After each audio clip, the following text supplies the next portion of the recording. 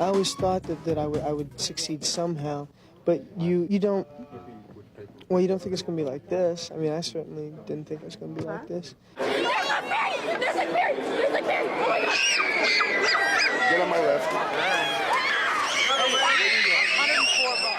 He's being called the new James Dean, but James Dean died in a car crash at age 24. And 25-year-old Luke Perry doesn't like the comparison. I think that sort of, in a way, if they make the association strong enough, I'll have to pay the price for the fact that he checked out early. And I don't want to, you know. I hope to be still working when I'm 30 and 40 and 50 and forever how long I want to. I think when I can no longer fulfill that James Dean fantasy for them, they'll look and get it from someone else and I'll be gone. 2 years ago, actor Luke Perry was more concerned with shoveling asphalt for a road crew in Los Angeles than in dealing with fame and fortune. But that was before Dylan McKay.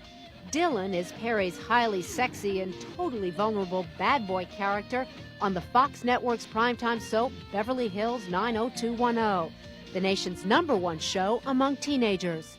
Each Thursday night, millions of teens hang up their phones to watch the latest exploits of the coolest, richest, and most gorgeous high school clique this side of Rodeo Drive.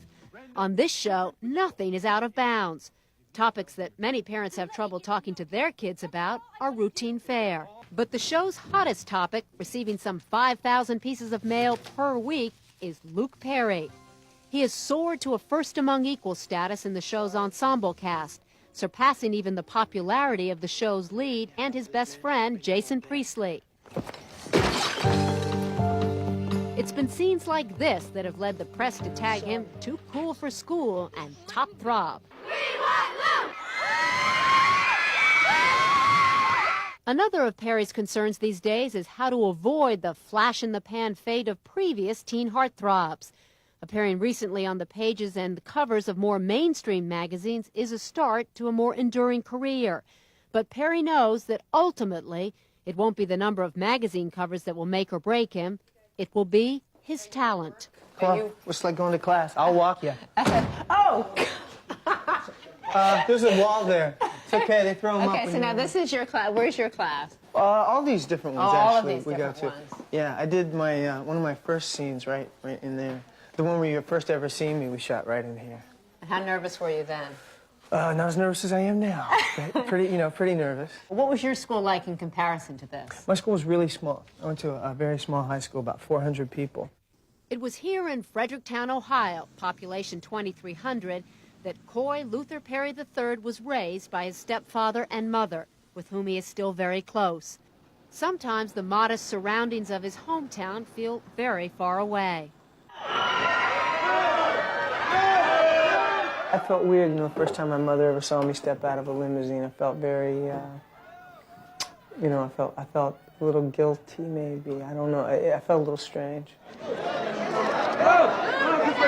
There's a little bit of uncomfortability that goes with having people who've known you all your life, certainly before any of this ever happened.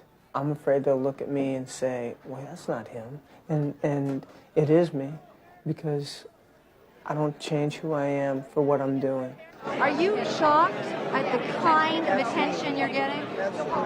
But back in rural Ohio, the opportunities to sow seeds of celebrity were greatly outnumbered by the opportunities to sow seeds of corn. And a young Luke Perry had never stopped dreaming. Well, I didn't think the guy I was going anywhere, you know. I want to do something with my life, you know. When my time here is up, I don't want to look back and see that I didn't do anything. You know, and by that I mean I didn't have any effect on anything else. I see a lot of people that let their life happen to them, and I want to happen to my life. I don't want my life to happen to me.